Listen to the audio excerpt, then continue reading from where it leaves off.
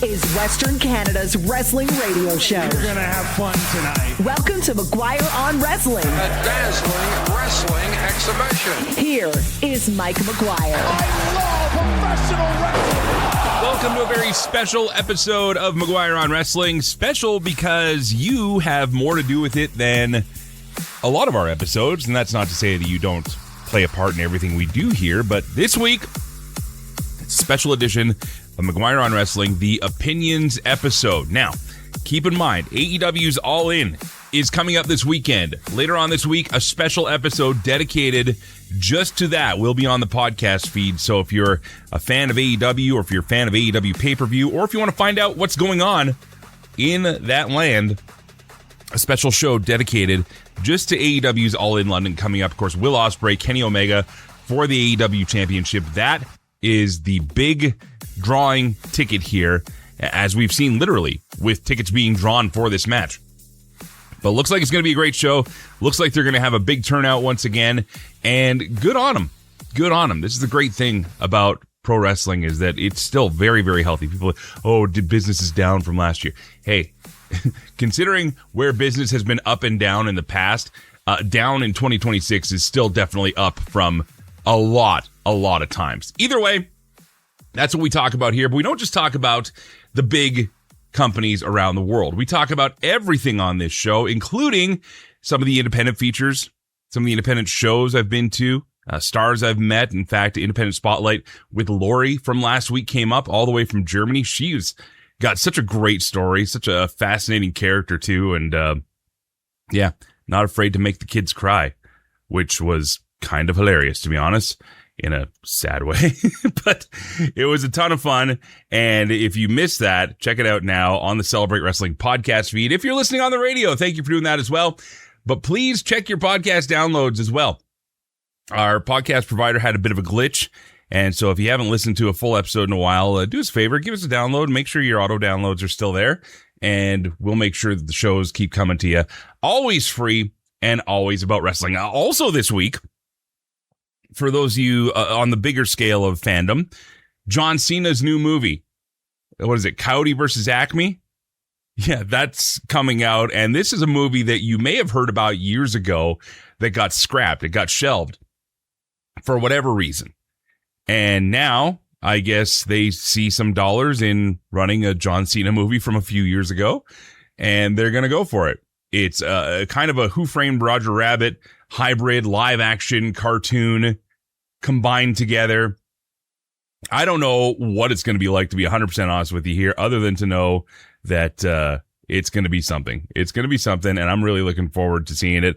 Joe Aguinaldo has also said he's going to go see it, so that means a possible return of We've Cena Movie, which is a podcast we've done once in a while here on John Cena Movies. Honestly, we're both kind of busy. Life gets in the way. I get it. I'm not making excuses. I'm just saying that's sometimes what happens. So we're going to look forward to Acme versus Coyote, or Coyote versus Acme, the new John Cena film coming out this week. AEW's All In, and a bunch more to talk about. But this week, it's literally what you want to talk about, the McGuire on Wrestling Opinions episode. I've been a professional broadcaster for over 20 years. And when you do this job, you sometimes have to walk the line.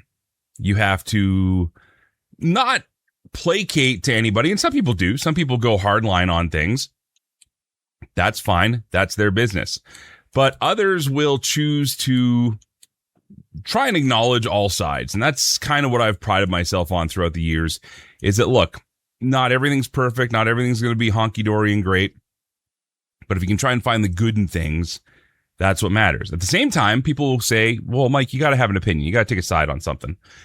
So this week, after a couple weeks of taking your questions, Joe Aguinaldo going to join me in answering said questions. I'm going to give you as clear answers as I can on things. There are some questions that weren't really opinion questions. They were more like kind of personal, insidey questions, and I think most of them still stayed in. But then we did have to put a question limit on some of you, because some of you just have a ton of great questions, and the show was already going along. So if you're listening on the radio, regular episode for you coming up with the twist of Ask me anything, basically. For those of you in the podcast land, you're getting an extended episode because there's going to be segments that just don't fit in the radio program. So stick around. I'm looking very forward to this. Joe and I had a ton of fun answering your questions, giving our thoughts. Some of it might rage bait you. Others might just have you shaking your head or nodding in agreement. We'll see what happens. I got to give a shout out to a couple organizations really quick. Lethbridge's Pure Power Wrestling in Southern Alberta was working with them this past weekend. As a matter of fact, on Saturday was at a show for their local fair.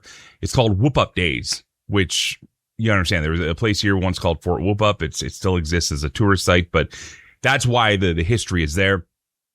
So it's not just a fun name to say. It's an actual historical landmark. But Whoop Up Days is the fair, and Pure Power Wrestling had a free show as part of the fair, which is brilliant. It's basically a commercial for your indie show, right? For your independent promotion. They have a big show coming up at the local arena next month.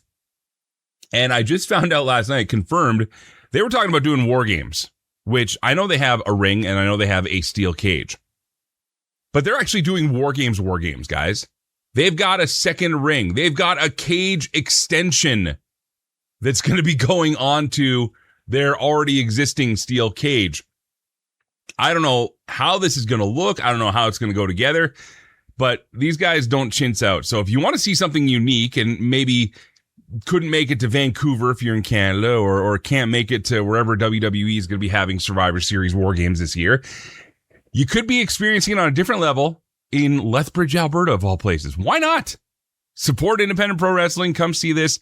It's going to be a spectacle, to say the least. But I'm very excited to see what's going to happen there. I do more production stuff with them, and I have no idea how this thing's going to look until we get there. But I'm very excited for it. Okay. We're going to take a quick break here and come back with your questions, my direct answers. It's the McGuire on Wrestling Opinions episode. That's on the way, and it's next. This is McGuire on Wrestling. More than just McGuire on Wrestling, the Celebrate Wrestling podcast feed. Laugh along with Mitch and Dimitri on the alternate commentary table. You're the champion over there, and I'll be the champion over here, and we'll be alliances together. It's like, come on. No, you hang up. Come on. No, you hang up. Okay, let's hang up at the same time. 1, 2, 3. You didn't hang up. Me neither. I know. Just search and subscribe to Celebrate Wrestling. Always free. Always about wrestling. Celebrate Wrestling wherever fine podcasts are carried. Welcome back to McGuire on Wrestling. This is McGuire on Wrestling, the Opinions episode. Dun, dun, dun. So this was suggested to me a while ago, as a matter of fact, by Mitch Honsius and actually quite a few of you who have written me privately throughout the years saying, you know, Mike, we like the show. We like how you try and keep it fair and whatnot, and try and walk the line, because I truly believe that's when you have a mantra of celebrate wrestling, that's what you should do. You should try and showcase the best of pro wrestling and what you like and what you love. But then, you know, opinion-driven stuff seems to be all the rage these days. And I want to stress that we called this episode McGuire on Wrestling Uncensored. And the temptation was there to, we're going to say naughty words. We're going to say, I'm going to start off the hop right there. When I say uncensored, you're going to get unfiltered opinions here. And this is Mike McGuire talking, not necessarily the radio station you're listening to talking, not necessarily the advertisers on the podcast talking.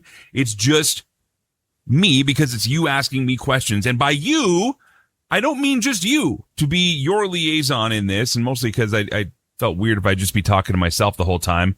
All the way from Mississauga, Ontario, he is dancing Joe Aguinaldo. How are you, Joe? I'm good, man. How you doing? I'm really good. I'm really good. A little nervous, to be honest. A little nervous because you'll do fine. I don't do this. I don't. I know. I was actually surprised that you had, suggested this show, but I'm glad you did. Also, before we get started, congratulations on your upcoming nuptials. Thank you. Thank you very much. We're already running into some roadblocks with trying to pick the date because, well, I mean, we want to get it done in the next year. Right? Right. Yeah. So, wouldn't you know, trying to book a venue a year from now even is a little difficult. Yeah. The weddings tend to be, pretty planned pretty far ahead. So, and I got to stress too, man. Like, I DJ'd weddings for years, and I've been a part of that world for years, so I get it. And so I knew what I was getting into, but at the same time, I still kind of hate it. Everything's just so expensive, and there's a culture now. Here's the first opinion right off the hop. There's a culture now that if you don't spend $1 bajillion on your wedding, clearly it's not meant to be or whatever. And I don't believe that hype at all. Lady friend and I are both exactly the opposite, where we're like, yeah, we want to be able to retire still. Yeah. We don't want to blow savings and stuff like there's savings, but you know what I mean? Like, we don't want to really cripple ourselves for years just to pay off a wedding. At the same time, we want to have something nice and fun that our friends and family, i.e. Joe Aguinaldo, feel, they were appreciated coming to. So your invite will be coming as soon as we can get a building. Put it that way. I will like keep any that in good mind. indie wrestling show. As soon as we can find a venue, we won't burn. It's all good. That's right. And as long as I'm not expected to put the ring together, I'm good. So. No. We got a jeweler for that. Yeah, we'll fly in, but you better put some chairs or something. That's right. Yeah. Okay, Joe. So here it is, submitted on the Celebrate Wrestling Facebook page. Questions from some listeners out there, some social media followers, and I have promised to give as clear of answers as I can to every question, most of them about wrestling. There are, however, some other questions about other things. So we also implemented a 3-question limit because some of you put a bunch of great questions, but it's just going to take forever otherwise. Joe, let's get into it. Who is sending us our first questions? All right, we're going to start with our pal Devin Axman. He's got a few questions here. The first one being, what are some wrestling tropes bookers use that you want to die? Example, can this tag team coexist? I don't know. I talked about this with Dave a while ago, thinking that I think we need to simplify some tropes again. I think a lot of the good ones that were easy to do are becoming overcomplicated messes now. Do you know what I'm saying? Yeah. Or overused. There's too much headiness. There's too much Netflix reality series stuff in wrestling storylines these days, where why can't it be, I'm jealous of you. You shouldn't be the champion. I should be. I like that stuff. That's what made wrestling easy to consume to the masses. Now when you have to explain a backstory, okay, perfect example. The WWE version of Summer of Punk. Right. A great storyline, a great angle, great everything. But I tried explaining that to a friend of mine once. And the only way you could was to go back and show every 20-minute promo segment for 6 weeks of Raw to fully appreciate it, right? Yeah. And, they kind of do stuff like that now too, but at least now it's a little less heady in some ways. In other ways, it's not. So I don't really wish that tropes would die. I just think they would be used more sparingly and with more meaning, if that makes any sense.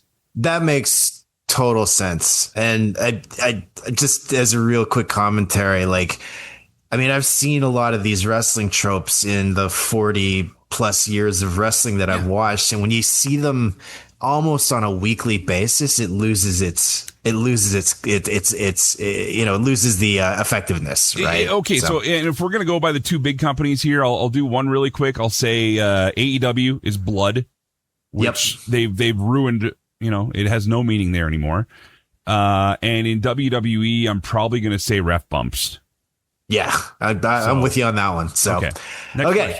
Question for the next question from Devin is, who's your it's a two-parter. Who's your personal least favorite pushed wrestler of all time? And conversely, who is your personal most underrated wrestler of all time?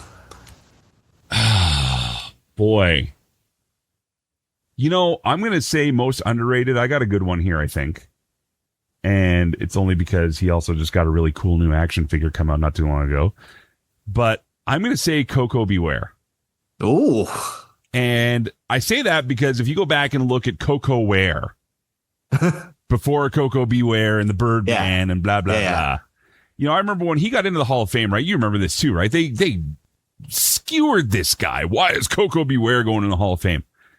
There's a lot of great reasons why he's in the Hall of Fame. And a lot of it doesn't have to do with do the bird, bird, bird, do the bird, bird. So I liked the vicious heel Coco Beware. I thought that was really cool. Most overrated. I get leery about answering this one only because. Well, actually, it's not so much overrated. It's your personal least favorite pushed wrestler. Personal least favorite wrestler. I know a lot of people want me to say Goldberg. It's not. It's not Goldberg. Man, who would make me turn the channel?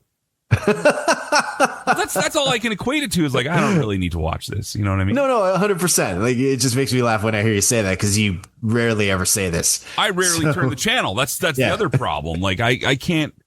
It's really hard for me to go, ugh, I can't stand this guy.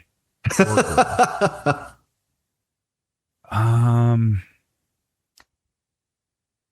hate to say it. I think it's a girl.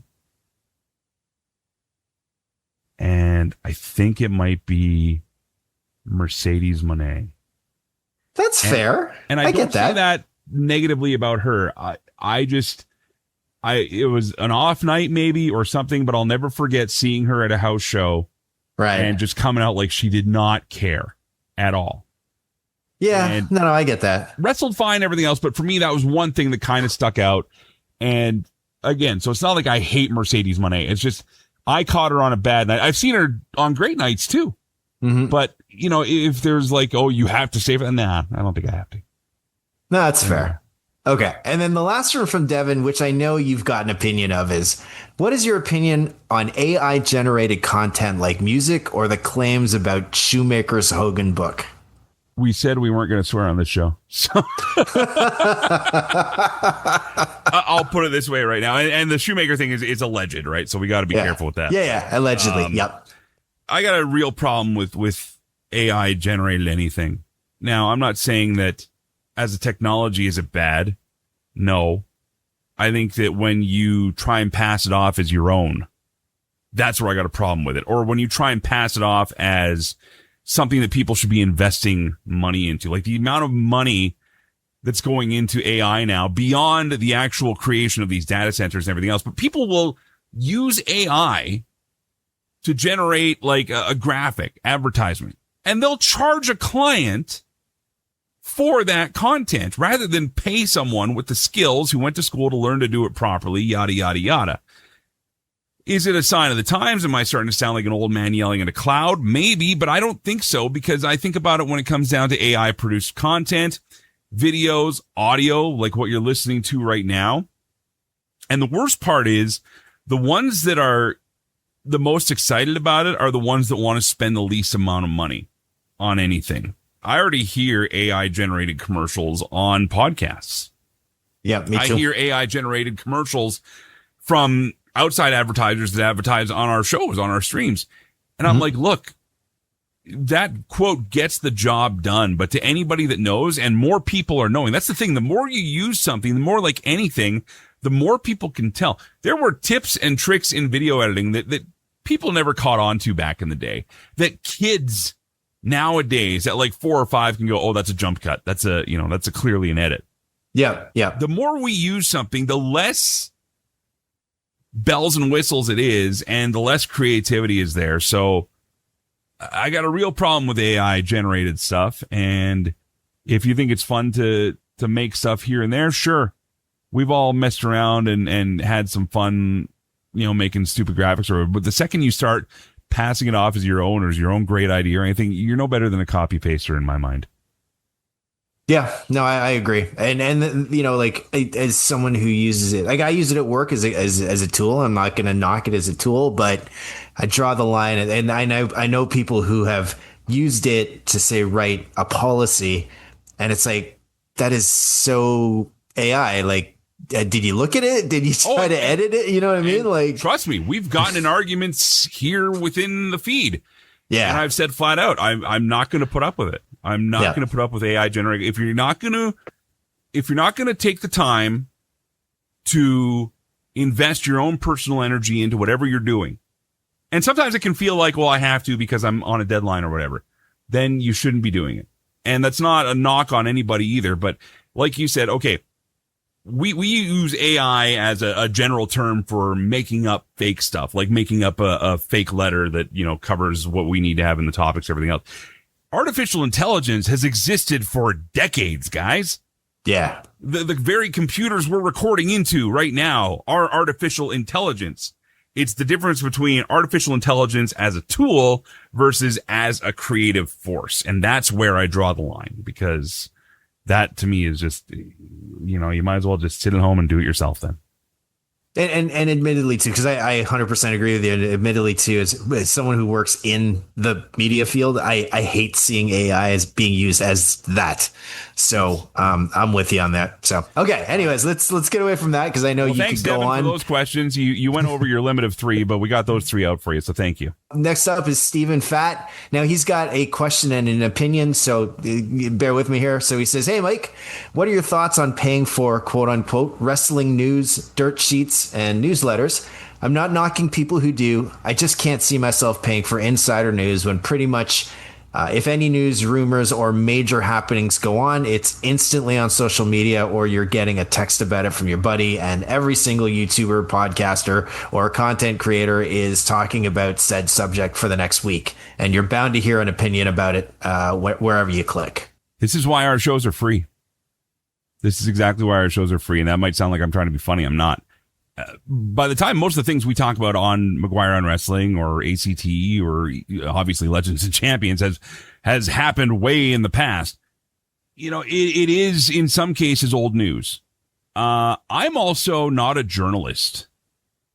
I have a journalism background. I have the credentials and I have the ability and I have the skill to. But when I do these shows, I've said time and time again, I might break a story, right? But overall, I'm not here to provide you the latest breaking news. I think guys and girls that have companies that do it and do a good job of it and stand by being independent and reputable and want to treat it like journalism. And this kind of answers another question coming up. So we'll probably knock that one off the list coming up here. But I think that if you are going to cite yourself as an actual journalist and you're doing the work and you're putting in the effort, and you're making the calls, and you're verifying, and you're double verifying, then yes, that is worthy of an investment. So it all depends on anything. Like there are people that like paying for sports content, right? That like paying for news content. It should be the same way for wrestling, as long as it's got integrity behind it. And that can be questionable when it comes to quote dirt sheets, because we will see false reports or mistaken reports go out, and people will automatically throw a line at, well, what about when Meltzer gets stuff wrong? You have him on the show all the time. I said, yeah, but you know what? He's entitled to get stuff wrong too. I personally would like to see him retract a little more, but that's his choice, and that's what his subscribers choose to tolerate to a degree.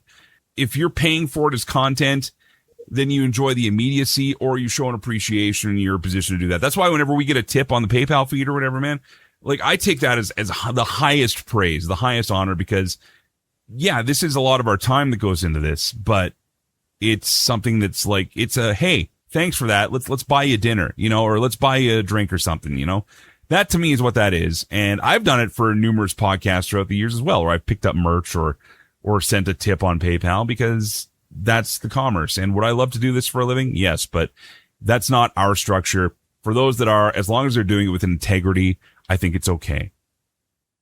All right.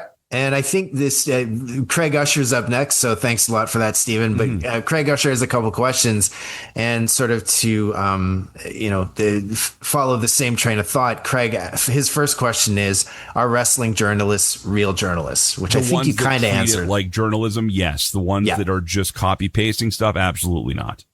Gotcha. Absolutely not. And I'm not saying that's a bad thing, but I'm saying that they're definitely of that camp that should not be feeling comfortable charging for things at all. No. Yeah, there are a few of them like that. If you're paying for the entertainment, like when we get our tips, great. But again, I'm going to be trying to be truthful and accurate and factual, but I am not going to promise you the latest breaking behind the scenes headlines, because I'm not that guy. That's where guys like John Pollock and Wei Ting and their crew over at Post do a fantastic job. Like, those guys are awesome for sure. Fightful does a pretty solid job getting stuff these days. Dave and his crew, they've got a ton of great stories that come out. It's funny though, because people will associate the Wrestling Observer with Wrestling Observer newsletter and Dave, which they should, because they're the same name, but they're not, because there's a whole crew there. And we've seen journalists on all sides make mistakes too. So nobody's perfect. And that's the other thing to remember with this. But Yep. Next question. All right. Next up from Craig. What is the perfect length of a PLE/pay-per-view where you are paying for the event a good amount of money to watch? And then to sort of follow up there, how many matches approximately, flow of the show, overall length, etc. 3 hours, 15 minutes with a 20-minute intermission. Nice. I like that. We don't get intermissions on pay-per-views anymore, but if you remember back in the day when it was back in the day, TV, they had the intermission, right? Yeah, and I think like at the time too, sometimes they would put the main event before the intermission, so that way at least the Hulk Hogan anyways could get out of town fast, right? So beat the traffic, brother. Beat the traffic, yeah. But yeah, I think honestly, 3 to 3.5 hours tops. I might stretch it to 4 personally, but 3.5 feels good. Yeah. Well, that's just it. Leave them wanting more. Them wanting. We don't do that anymore because it's all just content. Content isn't quality. And that's the big thing to remember about this. As I say that we are doing the McGuire on Wrestling Opinions episode right now, the extended version of this will be on the podcast feed. So for those of you listening on the radio, you're missing out on some good stuff on the extended feed. But anyway, Joe, 3.5, sure, 4 hours if it's WrestleMania. Yeah, that's fair. When WrestleMania was 4 hours, I was like, ho, buckle in. This is going to be a big day. Yeah, but when WrestleMania was like 6 hours or 12 hours, if you watch the entire thing, that was like, I wasn't at the insanely long one, but 29 wasn't short. That was not short. 29 was a 5 hour. I remember I fell asleep at one point. But not surprisingly, because that's a lot of wrestling going on there. And then it might have been during Lesnar Triple H, just saying. That's not a bad sleep match, I guess. All right. Last one from Craig is not wrestling related. He wants to know Disney versus Universal Studios. What wins? Well, I've only ever been to Disneyland once in my life. So as far as the Mike McGuire vote of confidence, that's the only one I can rate. All right. Have you been to both? Have you been to either? I have. Yeah. Yeah. I actually personally like Universal, but like, I think, yeah, you know what? I mean, Disney's classic, but Universal is fun. I really can't pick one or the other. Which one has Indiana Jones? I don't remember. I think it's that dude that almost died like last year because he got run over by the boulder. Oh, I don't remember. I'd go see that. But the guy dying almost. No. He's okay. That's the thing. I don't want him to actually die. No. But you want to see? Yeah. Okay. Never mind. You think that's sick. People go to NASCAR. Like, what do you go to NASCAR for? We'll see the crashes. That's crazy. Right. That's crazy. So, okay. You're listening to McGuire on Wrestling. This is the Opinions episode. More of your questions and my honest answers coming up. This is McGuire on Wrestling. McGuire on Wrestling, Western Canada's wrestling radio show. Brett the Hitman Hart, how are you, sir? I'm very good. Now spanning BC, Alberta, and Saskatchewan. MVP. It's good to be back with you, Mike. You can hear extended versions of the show, bonus podcasts, and exclusive interviews by following the Celebrate Wrestling podcast feed. Killer Cross. I'm actually enjoying this conversation. Apple Podcasts, Spotify, iHeartRadio, and wherever fine podcasts are downloaded. Just search and subscribe to Celebrate Wrestling. Welcome back to McGuire on Wrestling. Welcome back on the radio and online. It's the McGuire on Wrestling Uncensored Opinions episode. If you're listening on the radio, extended version waiting for you on the Celebrate Wrestling podcast feed. And helping me go through your questions is Joe Aguinaldo. Once again, we want to cite these are just opinions based on your questions. None of it is binding. It is all just a thought of response to whatever you're asking me. And frankly, I got to say, Joe, I'm really appreciative of the number of questions that we got coming in, because I remember when I started the McGuire on Wrestling thing, I didn't think anybody would care to hear what my thoughts were about anything. And here we are a few years later, and some really cool questions coming in. And I look forward to doing this again. And we'll do another Ask Meltzer or anything down the road and all these things. But Joe, thank you for being a part of this as well. Yeah, no worries. Okay, let's get it back into it. We got Robbie Kemp. He asks, wrestling and its impact on social media. A lot of lies like clickbait, rage bait, headlines, and how fans eat it all up without facts or proper sources. And who are the trusted sources? I personally have a list, as do you, but what about the average fan? So how do I feel about wrestling's impact from social media? Yes, social media has helped make access and exposure to pro wrestling much, much bigger. At the same time, the mystique is gone. It's devalued a lot of it. And I think that the true nature of what pro wrestling was has been sacrificed due to the behind the curtain aspect of pro wrestlers interacting on social media when they choose to have a shoot, brother. But it's true. Like, okay, if there's problems behind the scenes, it's no different than me going to a restaurant. I don't want to know that two of the servers hate each other and they're constantly bickering and, pissing and moaning about each other. I want to just go there and have a good time.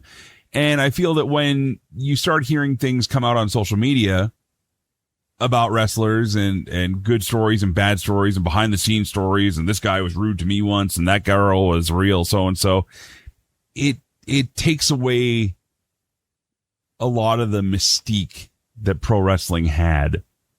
Now, is that the same as every other form of entertainment? Sure, but there's so much stage stuff in entertainment now. I'll give you a perfect example. Did you see that movie, The Last House, that just came on Netflix?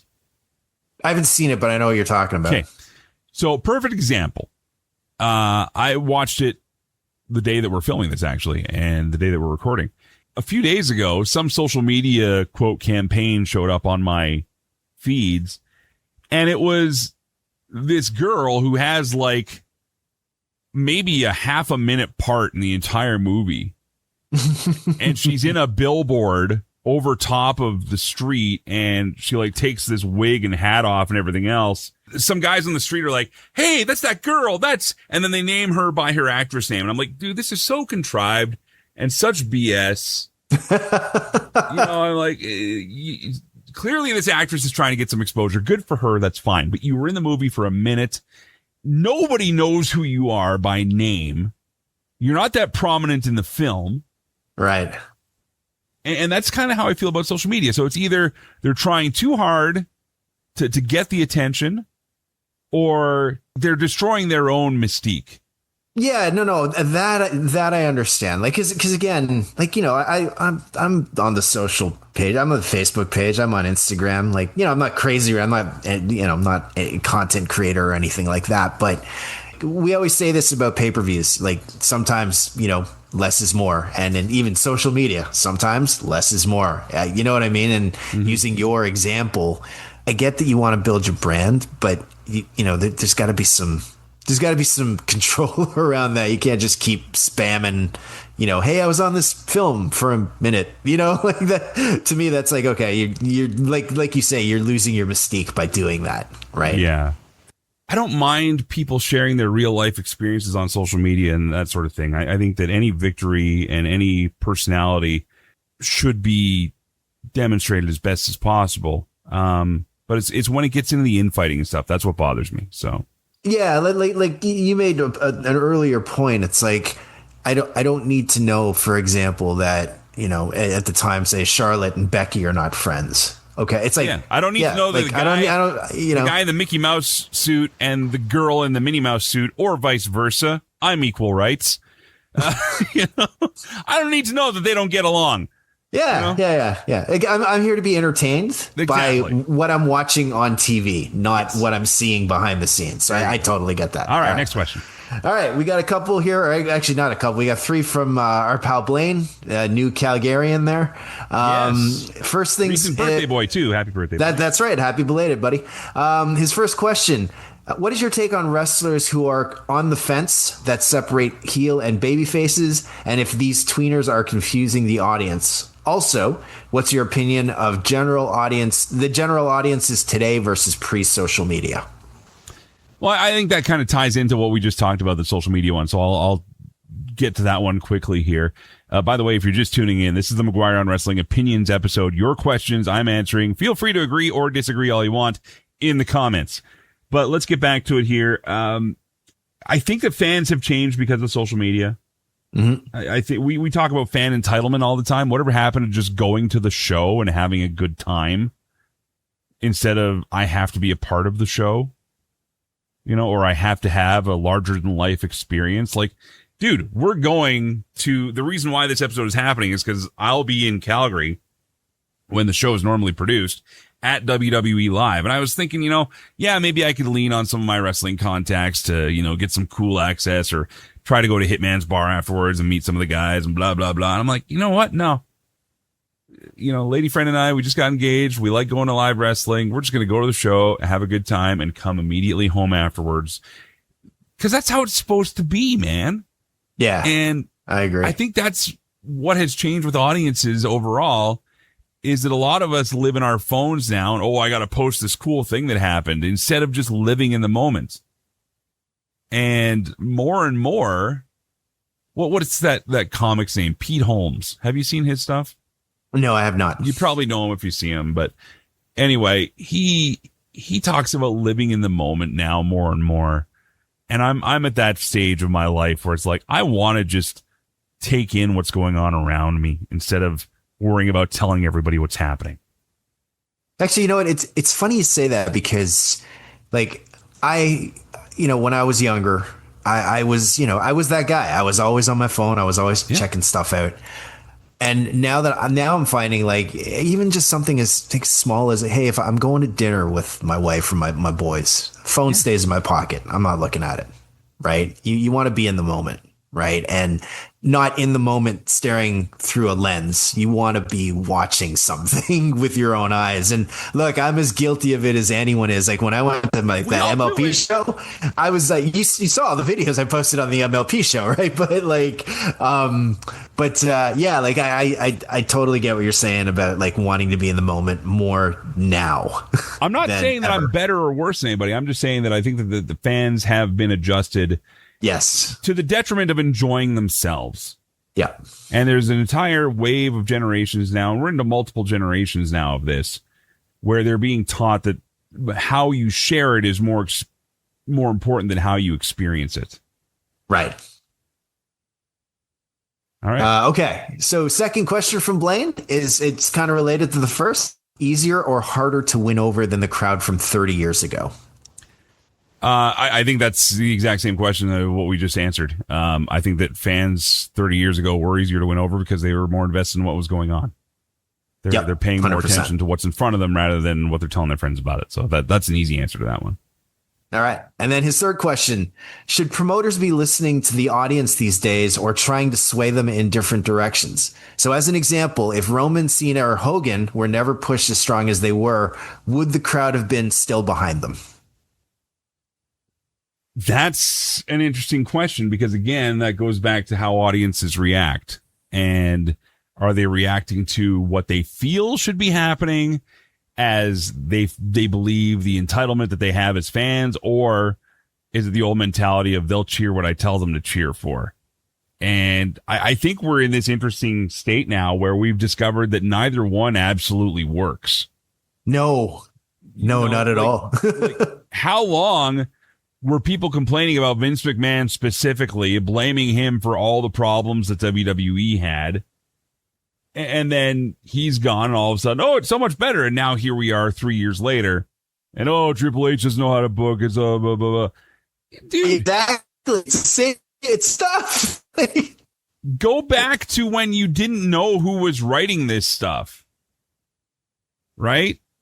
Yep. That's, and maybe you can say the same thing about movie directors or actors or things like that, but people rarely do that. But now fans always want to have it their way or not any way at all. And I go back to when Cody first challenged Roman for the title at WrestleMania and he lost. Yep. And there was footage of fans losing their minds at how mad they were. Remember that one guy? And he was like in the stadium there and he's like kicking stuff and throwing stuff. And, it's like, dude, it's a show. Yeah, and Mike, I gotta admit too, like, how many times have you and I have said that, like, after a pay-per-view, when something that, you know, the wrestling fans wanted didn't happen, and it's like, guys, relax. There's a long game here. Let's go. Like, you know, just watch the show, right? But that's just it. The instant gratification that we've had over the last few years now, between AEW and WWE, and movies that have been completely re-edited and re-released. Yeah. Like, how dumb is that? And it's because, well, the audience didn't get their way. Well, is it art then, or is it pandering? Right. So there you go. This is the McGuire on Wrestling Opinions episode, answering some of your questions that have come in through our Facebook page. You can find all that stuff at celebratewrestling.com. Joe, what do we got next? Okay, Fraz Mira has a quick question here. Wrestling was better before the internet, right? Sure. Sure. Wrestling was always better when you loved it more. That's the answer to that question. No, seriously, man. Like, if all you can do is watch wrestling to complain, you don't like wrestling anymore. You don't. And you're lying to yourself. If you want to go and you want to see it and you want to have a good time at a wrestling show, take it for what it is. That might be unpopular, but it's true. Yeah, we dropped a bunch of money to go to WWE this weekend. I'm going because I want to see some stars. I want to be in the Saddle Dome, and it's wrestling. And I love wrestling. By the way, is Punk's going to be in that show, right? Like, Punk I saw versus Gunther versus Cody in a three-way. Yeah, that's not bad. Oof, that's not bad. I'll go see that. Finn, Trick, Baron, and somebody else in a four-way for the U.S., right? Yeah, I got nothing. I got nothing bad to say about that. So we get a visit from Danhausen, for crying out loud. Yeah, that's worth the price of admission right there. Femi's on the card, for crying out loud. Like, this is a stacked show. Yeah, there's some good stuff going there. All right. I almost said the bad word there. Sorry. That's fine. So, all right. Douglas Stanford Grandy. He asks, do you think Bret Hart can be too negative at times?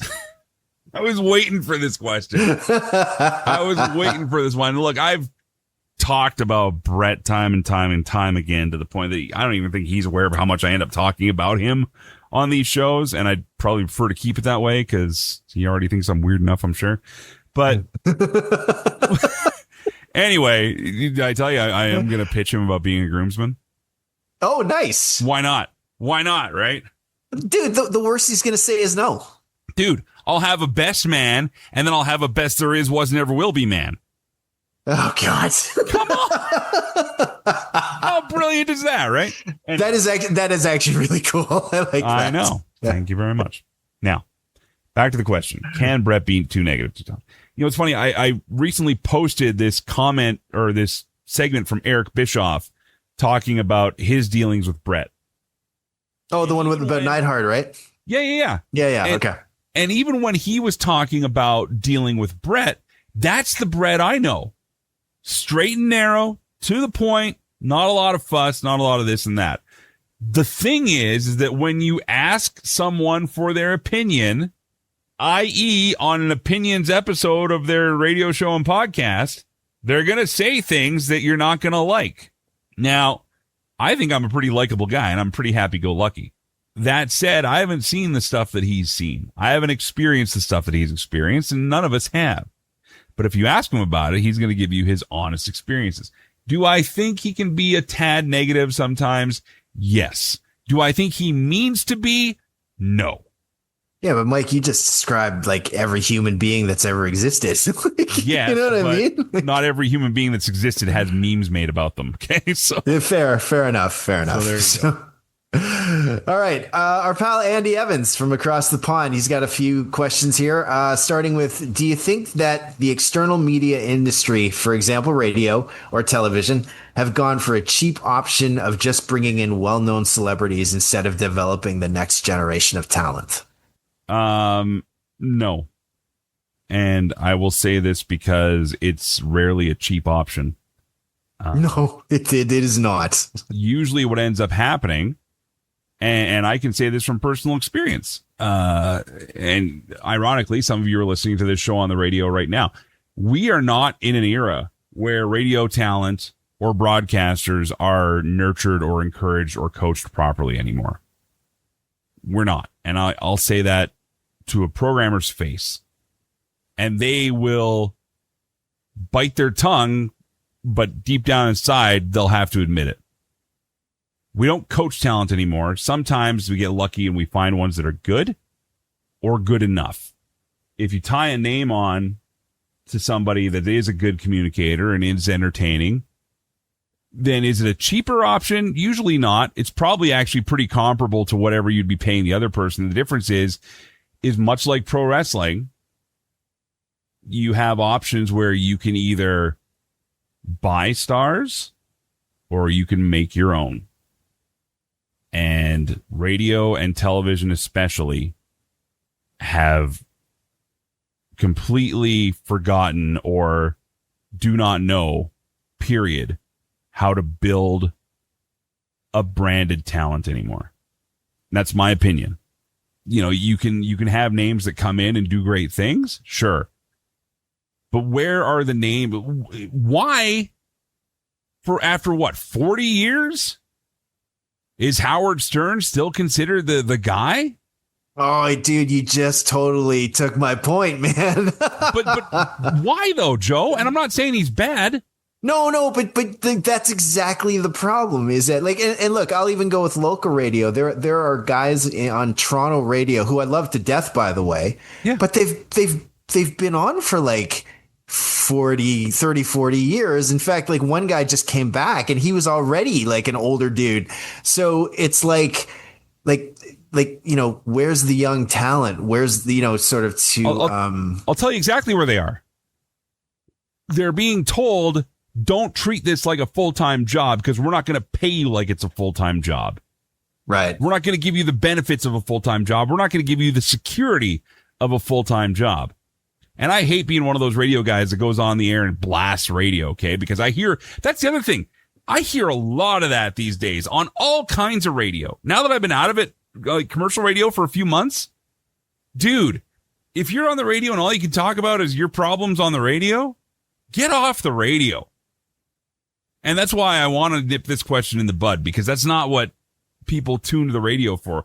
Look, people have got a lot harder jobs out there. They work a lot worse things. And if radio's not doing it for you, then get the hell out. Okay, so next up from Andy, he says, not sure what it's like in Canada, but in the UK, most of the big national stations rely on TV presenters or singers to present their shows. It seems to be a cut the nose off to spite your face type thing. Yes, those celebrities have appeal and name value, but they won't be around forever. What happens then? I just heard Brian Last, who works with Jim Cornette, talked about this exact thing, and I want to give him credit because he was saying exactly what I was thinking about this too. And that is that what we see with wrestling podcasts, okay? Mm-hmm. This show ain't going anywhere for as long as I can keep doing it. We're going to be here because I love doing it. You get names in, they get told, oh, it's a little bit of money here, a little bit of money there. And they were talking specifically about The Undertaker. I was going to bring this up. Because The Undertaker the name I was apparently thinking hates of. doing his podcast and doesn't want to do it anymore. Yeah. And that's just it. For guys and girls that don't have the passion for this, it won't last. And they won't last. Those that do will always find a way. And so that's the short answer to that, is that, you know, yes, it's an easy option. It's a way to get some eyes and ears, but is it sustainable? To quote what Brian said, no, it's not. And I agree 1,000% with that. And that's why I just keep trucking along here with McGuire on Wrestling, with our Celebrate Wrestling podcast, because you know what? Ain't none of us names, but damn it, we have fun and we love doing this. So that's all. Absolutely. So on that note, we're going to take a break here. You're listening to McGuire on Wrestling, the Opinions episode. Thanks for all the questions that are coming in. We got more of them coming up with Joe Aguinaldo. Hang on. Welcome back. It's the Opinions episode, McGuire on Wrestling. I've dreaded doing this for a long time, but here we are. And helping me through your questions is Joe Aguinaldo. Joe. So Bob Hunt has two questions. His first one I absolutely love because you and I have talked about this off podcast, but he wants to know, what is the origin of play safe, drive safe, I'll be seeing ya, and how many kilometers are on the lowest dream machine so we can fact check fact check you, those wheels keep turning. Okay, well, we got to remember, we're doing one question at a time here. So, question number 1, play safe, drive safe, Abyssinia. That's how I sign off every show. That's how I've been signing off every radio show I've done for 20 years now. And how it started out was actually more about the thing I say before that. And I truly believe this. When I say thanks for listening and letting me do what I do, that's the part of that thing that matters to me the most. I felt that there was a lot of radio people that took their jobs for granted. And Lord knows I've had enough jobs to take for granted. But, I always say, if you're going to take time to listen to this dum-dum tell you a story or tell you something funny or talk about something, then that's all that matters. Thank you so much for that. Thank you for downloading this podcast. Thank you for listening on the radio, whatever you're doing. That means more to me than anything, right? So the thank you for listening and letting me do what I do. Until next time, play safe, drive safe, Abyssinia. Play safe, drive safe was literally the window sticker from War Amps that just stuck out in my head. Remember, I'm Astar. I'm a robot. I can put my arm back on. You can't. Yeah. So that always stuck out in my mind. Also because, I think that we need to play more in life, period. I think we need to have more fun. And also, I just hate donkey drivers. So that made sense to me. And then Abyssinia, which is actually how it's said, not Abyssinia, but it's Abyssinia, is something that I took off of MASH and Colonel Henry Blake. And that was kind of his catchphrase when he'd leave a room or leave a meeting or leave an awkward situation, right? He'd always get out of the room, Abyssinia. And wouldn't you know, there's actually I think there's a country or a city or something called Abyssinia. And it's spelled that way. And oh, really? I only know that because I found a store in Red Deer, Alberta one time, and it was like Abyssinia Grocery or something. And I was like, what the hell is this? Dang. Yeah, so I went there and, I bought some, I didn't even know what I was buying. It was food from another country, and I don't even think I ate it, but I just wanted to support the guy's store because I was like, this is awesome. But yeah, that's the origin of it. And really, it was more just trying to find a unique way to sign off a show. I've had bosses that love it. I've had bosses that wanted me to drop it. And I said, no, I don't have many gimmicks, but that to me was one gimmick I'll always keep, and when I say no gimmicks, I mean, CM Punk has the tattoo on his hand famously, no gimmick needed. Yeah. Tell me that every time you come out and yell it's clobbering time. Oh God. Everybody's got a gimmick, man. Everybody's got a gimmick. Yeah. And I will say that as someone who grew up watching MASH, it's one of my favorite shows of all time. I remember when you told me this originally, I love that story. So, and you know what the great thing about Henry Blake was? Just a leader who could make errors. You know what I mean? Yeah. Like he wasn't perfect, even though it was a comedy show, right? The times they got serious, sometimes he'd have to admit that he didn't like having to do everything he had to do. And I always admired that character. And then, of course, one of the saddest, spoiler alert for 50 years of television. One of the saddest endings for a character ever. But anyway. Big time. Yeah. That whole scene was intense. So, okay. So that was Bob's first question. The second one was how many kilometers are on the lowest dream machine? Can you give us that number? I don't know, but I will say this. Recently, I posted a video of me doing some sort of project that I'd never revealed yet, so I'll reveal it here first. Joe, you might remember this, but when I came out to Ontario to bury my mom, and I had the Dream Machine with me, I had 2 maps pinned up in the Dream Machine, which is, for those that don't know what the Lotus's Dream Machine is, it's an RV trailer that I bought my mom years ago. And so we've called it Lotus's Dream Machine. It's also been known as the Wrestle Wagon because I've interviewed some wrestlers in there and done some of these shows from it. But the Wrestle Wagon / Dream Machine has been across Canada and the US at least twice now. And it goes out every summer for camping, for anything else. For some wrestling shows, I've taken it as well, just in case I can't get a hotel or whatever, So I can't give you an exact number, but I can say that on those maps, and what I was building was I've actually made and installed a wooden frame now to go around them. So it looks really nice now. Nice. It is a little gem stick-on rhinestone for every place that thing has stopped across Canada and the U.S. so far. So, yeah, and actually the just my little history, I guess, with the Dream Machine was when we used to do Tuesday Morning Cooked. Yes. One of my favorite episodes that you and I ever recorded. You were the one actually where I was half asleep. No, it was Independence Day when R-Truth did the Welcome to Earth. And I remember this because it was in Calgary or some trailer park in Calgary, right by like some sort of carnival. And as Callaway we're doing Park in Calgary, okay. And as we're doing that like part of the show where we're talking about R-Truth, you knocked your headphones off your head. And I remember you're laughing while saying, hold on a sec, my headphones are off. I got to find them. And like we that was just one of the best podcasting experiences I've ever had. So, dude, I still have, and the funny thing is I still have every Zoom call, every recording of everything I've ever done when it comes to wrestling media, when it comes to the Tuesday Morning Cooks, when it comes to the old show, when it comes to this one. So I bet if we can nail down the date for that, I bet I could find it. So yeah, well, it would have been around America Independence Day. I just don't remember which year it was. Yeah, right. So, well, and then since we're talking about old shows, Bob also asked, did Jason Agnew present you with an opportunity to continue the SNME or Law lineage? It's funny because I saw this question, and like I said, I'm going to try and be as direct and honest as I can about this sort of thing.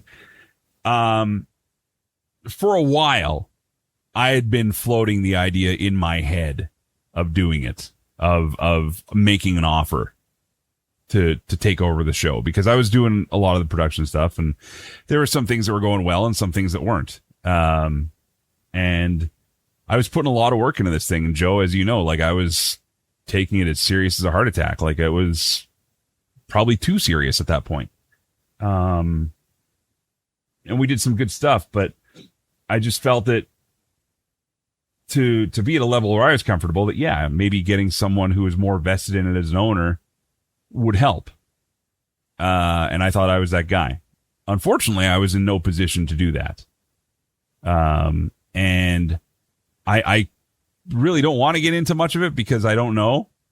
And all I know is that we all had the same meeting one day, and we got told that we had to be in on a call, and we found out that somebody else bought it, and well, the rest is history, Yeah. And I mean, without getting too into it, like that call for me was like, all right, I'm done. So like, you know what I mean? So I totally get it. The worst part is that I was being too honest then too, to be honest with you. And I had no problem speaking my mind. Yeah. Yeah. And there were people that were like, I mean, talk about taking this stuff too seriously. Like it was too much. Yeah. Yeah. So, I agree. So when we parted ways the first way, first thing I did was call Meltzer and say, hey, look, man, I'm just going to keep doing my own thing. And, like, love or hate Dave. And I know there's people that feel all three ways about him.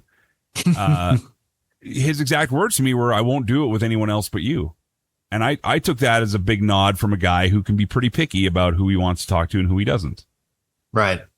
And I took that as a vote of confidence to, you know what, just try it. And here we are 3 years later. To me, it was a lost opportunity, but then it wasn't. Because going back to what I said earlier about broadcasters and everyone else, and I don't think this part's going to make it on the radio show version because we're already going way over time, but I think that this road was the road that I was meant to take, was to do something for myself. I'm always eternally grateful to Jason for putting the trust in me to take over the show for him. And I took that as a huge vote of confidence as well. Because this is something I wanted to do for decades. And I never got the chance. And then I did. And then I learned this is all I want to do. So, yeah, did I ever get presented with an opportunity to buy that show? No. And yeah, that's all I'll say. But let's just say that my money was better spent elsewhere. Put it that way. Yeah. And I think the benefit of hindsight, probably a good idea that didn't happen. Cause I think, like huge. what you and what we're doing now. And I use we like as more like Greek guys and Stefan, but it's like, you too. And Andy. I was talking to Andy yesterday, as a matter of fact. Yeah. Like, but I mean, this just feels way more, for lack of a better way to say it, more comfortable, more relaxed. You know what I mean? Like, it's not like, oh my God, I got to do a podcast. It's like, hey, I'm going to have some fun talking with my buddy Mike. You know, you want to do it, do it. If you don't, hey, we'll catch you next time. Exactly. All right. Okay. Next up, take another quick break here, pause for the cause, and then we're going to get back to, see, you're listening to the extra goodies right now on the podcast feed. So it's probably going to be just a quick little whoosh, and then you're going to hear me come back with more McGuire on Wrestling, the Opinions episode. Stand by.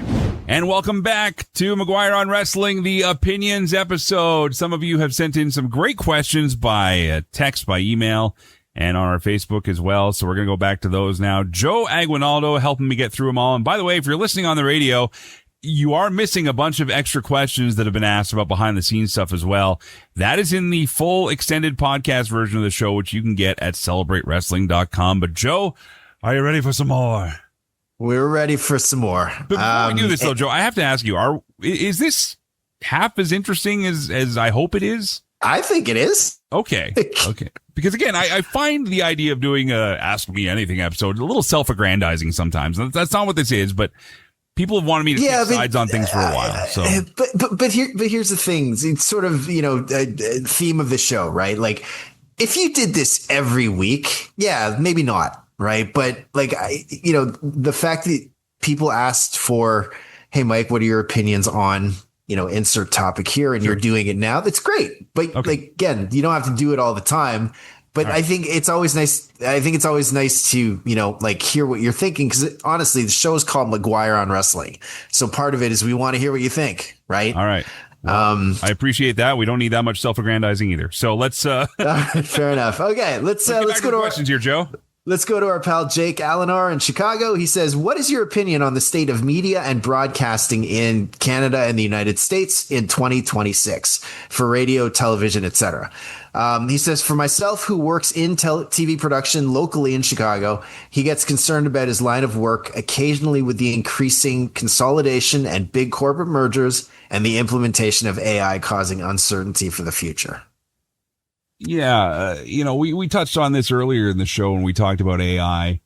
The biggest thing to remember about broadcasting, about media, about journalism, about news, at the end of the day, when it comes to companies that put this out, it's about one thing, and that's the bottom line. It's about money, how much is coming in, how much is going out, and if it's worth investing in anymore for them or not. Look, I'm in Alberta, Canada, where a big national company just shuttered 2 radio stations completely. Shuttered them. They're gone because the investment wasn't worth it anymore. And they knew there were others in the market that could pick up slack, which is exactly what's happened. That's fine. But for anyone to think that media in general is behooving to fans or subscribers or anything else like that, the bigger the company, the more the chance is it's going to be publicly owned or traded, and it all becomes about the stock price, the shareholders, and the commercial value of the company. So I think that as more independent media rises, we're still in the Wild West of that. Like we talked about the Post Wrestlings of the world and Fightfuls and things like that rely on subscriptions, Wrestling Observer. As long as that is sustainable to a degree, then we're going to have alternates. But the problem is that we're in a time right now where as a la carte viewers, as a la carte consumers of media, we're going to have to pay more than I feel other people will down the road. So yes, we are essentially paving the way for the future of independent media, but unfortunately, we're also having to pay the most for it. Does that make sense?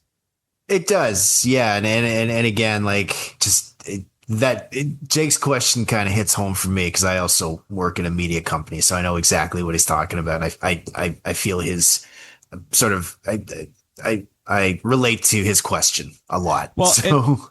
without going too into the weeds here, because that's not what it's about. But I mean, I've been a victim of it numerous times. You know, people that have been a victim of it numerous times. You've worked with people that you've seen be victim to it, you know? Yeah. If you want to do something that keeps you in that world, then do it. But again, it goes back to what we talked about before. Try and do it with integrity, and I wouldn't have a problem with you. When it becomes just about the money, that's when things get gross. And unfortunately, we've seen things get gross. So yes, that's the best way I can answer that question without getting too weedy, because I don't want to lose everybody either. We could get into that one if we podcast. McGuire on media. Ugh. Oh God. Okay. Let's go to our pal Dave Drashiff. Now he's got 3 questions. They're kind of long, but let's go with the first one here, and it's kind of apropos because of a weekend of wrestling that you recently had. If you could tag out and take a break from watching weekly wrestling, for a scheduled weekly radio show, which I know has got to cause some burnout with all the weekly TV shows, how much time do you think you'd take off to recharge your batteries before coming back? Or would you even come back? And what would you do to that downtime, or with that downtime? And he says he asks because he feels that we don't talk about wrestling burnout enough. I feel I've been talking about it more lately. What was it, last month? Yeah, it was like, I remember you made a comment to me, something along the lines of like 75% of your waking hours had been spent watching wrestling, like that one weekend. Over that whole weekend. Plus, you know, I got other responsibilities. I got a life. I got a fiance now. You know, I got things I want to do and places I want to go. Having to be pickier and choosier about what I'm watching as far as full shows go, that has become a reality. I couldn't imagine when I started doing the old show not watching every show. Dude. Right? Yeah. And now I'm like, I'm picking and choosing, and I will watch the later releases that are edited out for commercials and stuff, because that's the only way you can function. Yeah. And at the same time, like, don't forget, this costs me money too. That's why, when I say a PayPal donation is goes a long way. Yeah, that covers like, a Netflix bill, an AEW pay-per-view bill, a TNA bill. Like, I mean, I'm ordering these things. I'm buying them to watch them, to talk about them. I'm not saying please pay for my wrestling habit. What I'm saying is that when I have the access and when I have the time and the money, I will dedicate myself to it all. But the one thing that I've learned in this overconsumption of wrestling world, and that goes for everything too. Like, yeah, you can be the guy that sits on your couch and watches football all day, all night, every Saturday and Sunday, Thursday and Monday. Why bother? So now I look for the quality over the quantity. What would I do with that time? I think I'm learning. This whole episode exists because, yes, I'm going to watch wrestling, and yes, I'll have done a live wrestling show the night before. But yeah, there's been times where I've thought about hanging up this thing time and time again, and I do it because I still love doing it. So that's it. Nice. All right. Second question. What wrestling related podcasts are you consuming on a regular weekly basis? This isn't to throw shade, but I'm going to start with one that I'm not as much anymore. And that was Busted Open. And this isn't to throw shade. It's just, they're telling one side of one story now. And I don't get to hear about stuff from around the world anymore. And I don't get to hear their opinions on AEW or their opinions on CMLL or something cool happens in Japan. All the stuff that I like to do on this show. You know what I mean? Yeah. And I'm not saying that I'm citing them for material. It's just like, I don't find that it's interesting anymore because they're in that WWE lane now. And then I also found it funny because, wouldn't you know, they're running a thing every once in a while with Tommy Dreamer called the Independent Spotlight. And I was like, that sounds familiar. That sounds really familiar. And I can't say that I created that either. I mean, other people have been doing independent features for years. Actually, the guy that turned me on to it was Taz. Right. He did his show, and I missed that show because that was a great show for a long time until COVID and everything hit and it got stupid. But, Taz introduced me to Deonna Purrazzo. I didn't know anything about her until I heard her on his show. Right. And a whole bunch of other names out there. The people that I've had on my show now, I like having on because I see something in them, and I find interesting ways to talk about things other than just, so where'd you train? Where'd you do this? Where'd you do that? You know? By the way, the Lori, that was interesting. That was cool. Isn't she fascinating, right? Definitely. Yeah. So go back and listen to the Independent Spotlight with Lori. AJ Sanchez is coming up soon too. Like I really love this interview because we talk a lot about the schools and a lot about the training and what should and shouldn't happen in his opinion and all these things. So, I mean, yeah, that's one thing that I miss. I do listen to Post Wrestling when I can. They got a ton of shows. Like I said, I've listened to Brian Lass and Jim Cornette there. I don't always agree with, I need to say this too. I don't always agree with everything that all these shows do. Okay. But if you can do it in an entertaining way, I'll be there for it. Right. Right. And then honestly, as far as wrestling stuff goes, I've started to wean down a bit because I'm always doing my own research into stories. So I don't want to be parroting other people that much. You know what I mean? Because there's a risk if you listen to too much stuff, you're just going to start repeating what they said. And I don't want to do that either. But I'll listen to some of Dave's stuff with Alvarez. And then, to be honest, I listen to comedy podcasts, you know. I like listening to comedy shows and news podcasts because I like to know what's going on in the world from different sources. So there you go. Right on. Okay, last question from Dave. How many titles should a company with 4 or more hours of TV a week have before things get completely ridiculous and bloated? Is there a place for trios titles in wrestling in 2026, or would something like an annual tournament or a trophy work better? In Mexico, there's a place for trios titles. Yes, there is. Because that's what it is, though. That's the to watch true lucha libre, okay, and what you're watching in AAA isn't the origin of lucha, okay? No, not at all. It's modified now. But trios teams used to be a big thing, and still are in some ways. That and again, I don't remember all the traditional rules, but wasn't it something like where you couldn't pin the captain as the last pin or something like you know what I mean? There was massive rules around this. Do you remember there were cards? Like you get a red card or whatever. Yeah. And I think the other thing that they used to do too was you would get a card and you would get fined. So the psychology would be the babyface would get fined, and then the crowd would throw money in the ring to pay for the babyface's fine. Yes. And then the referee and the face or the Rudo and the Technico would split up the purse, right? Yeah. So I don't know. I'd have to talk more with Dave about that because he'll probably remember more of that stuff than I do. But yeah, does AEW need a trios title? No. Does anybody in WWE Evolve, NXT, anything like? No. I think it's a waste of time. I think, the reason why belts are being handed out these days in WWE side with Fanatics is because then they can sell replicas. Right. How many for 4 hours of TV a week? I like the balance of 2 singles for guys, 2 singles. I don't mind there being a second singles title for women. Okay. I know some people are like, oh, why do we need a mid-card one for women? Because we're growing up. That's why. Okay. And then tag teams. I don't know if you got a really strong tag team division and there's an interest in tag team wrestling, sure. But I just don't feel that in any company right now that there's an emphasis enough on tag team wrestling or an emphasis enough on women's tag team wrestling. And I hate to say that, but it's true because the rosters are just thinner.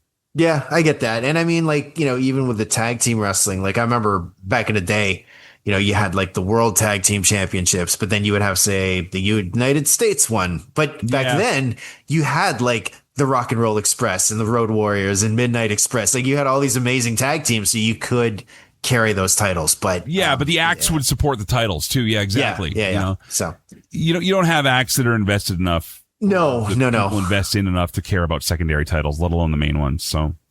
All right, one from Tips McGee. How do you feel when Meltzer talks over or interrupts you? He's always been curious about that. I laughed when I saw that one because I'm not going to lie. It annoys me. He's gotten better at it. He'll let me get my words in now. But I remember when I first started and I took over from Agnew, I was afraid. This is Dave Meltzer. I can't interrupt him. But through the years, we've built enough of a rapport together that I'm not afraid to cut him off now. I'll tell him, and you probably heard me say it on the show before, Joe, where I'll say, you got to let me get it out, Dave, before you jump all over it. You got to let me say it. So it used to really annoy me. Now I just find it kind of fun because now I'm just like, okay, I got to talk him off the ledge so I can actually get my point out first. and then we'll follow up and we'll banter. So, yeah, it doesn't bother me when Dave Meltzer will cut me off, but it used to really annoy me. Like, really annoy me. Yeah, but plus, I got to say this too.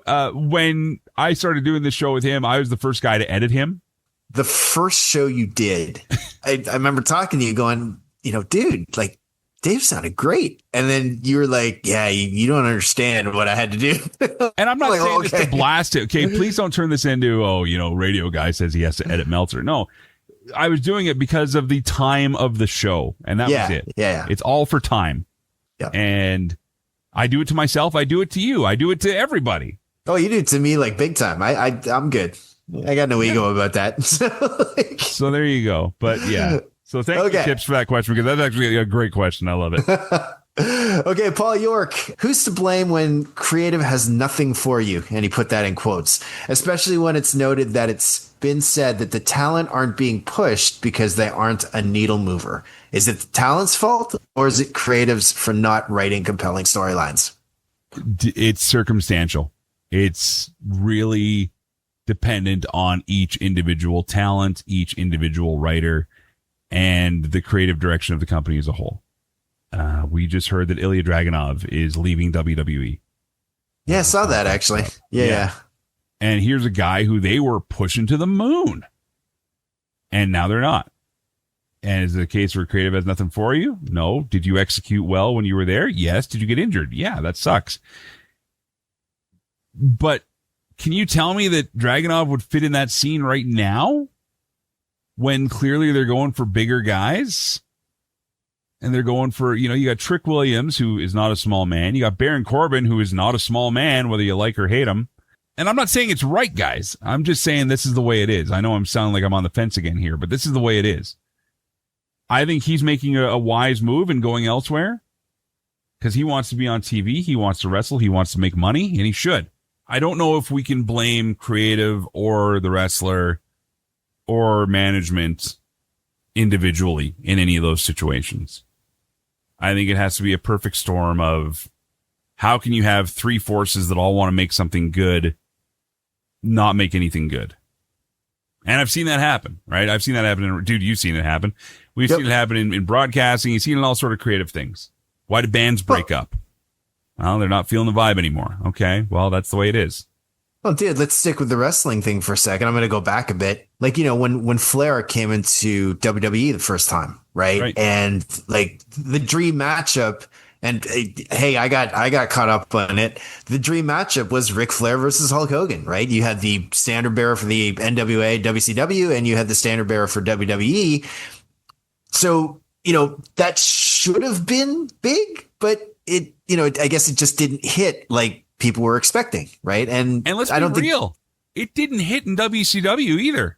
No, and then, like, that's nobody's fault. I think, to your point, it's just circumstances.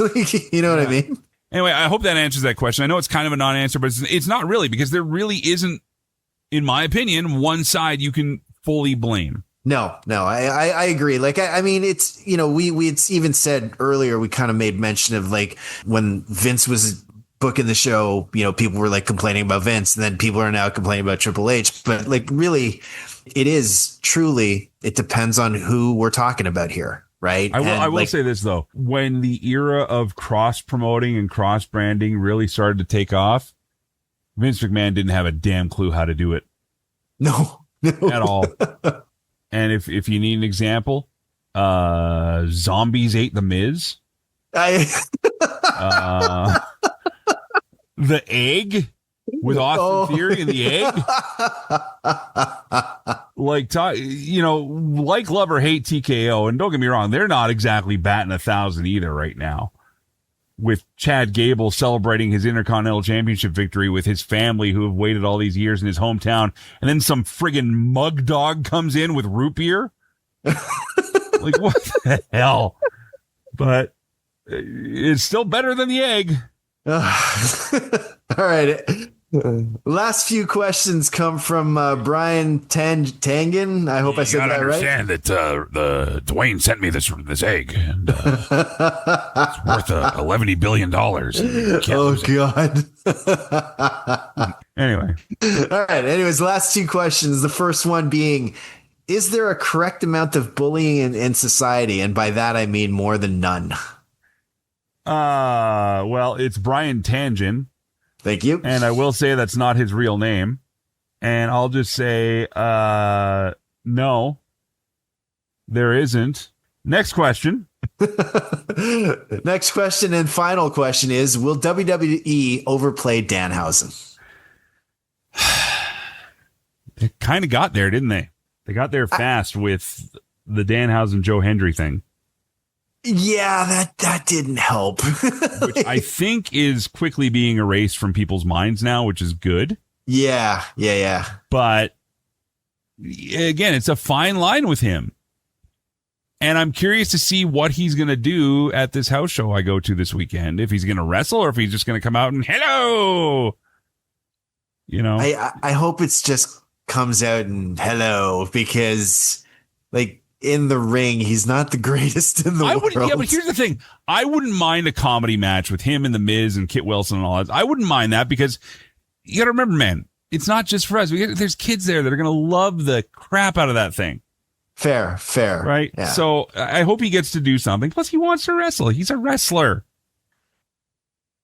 So let him wrestle. Let him do it on the house shows. That's fine. If he comes out and they do Oberhausen again, though, I am 100% there for it. Oh, 100%. Yeah. See, like, and here's the thing, because like the Joe Hendry thing didn't help, but like I still think he's still got some in the tank, right? Like it's not like he's not getting good reactions, but you said it yourself. Balance. There's got to be like at some point they got to ease up a bit to keep him special, because like. There was a period of time when he was like, like it was like Danhausen. Like, okay, like, but dude, let's ease up a bit. Tune into Raw to say I want to see what they're doing with Danhausen. I mean, dude, they built a whole SNME behind him, right? So right, like, around him. Okay, and I think Joe, that's the list. But I know that you did send a list of your own questions, but I figured you got to help co-host the thing, so I'll give you one of yours. Okay, this is the only one that I need to know. Yes. You got to choose Mitch or Dimitri. Give me your opinion, Mitch Mike. By 1,000 miles.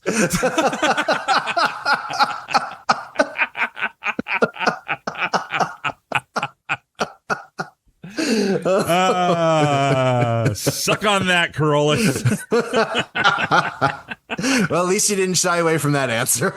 No. And to be honest, man, I just say that because that's the bit. But, talk about two guys that fell on my lap out of complete circumstance. Friends of Jade, Brett's daughter, who they want to bring in as commentary because they have this little sports show they do. And I shouldn't even say little sports show. It's a great sports show that they do. It is actually. It's very good. So they came in and we got to know each other and we've become really good friends. And they're even helping me try and figure out this wedding stuff now. Like, really good guys. Can always count on them for a laugh.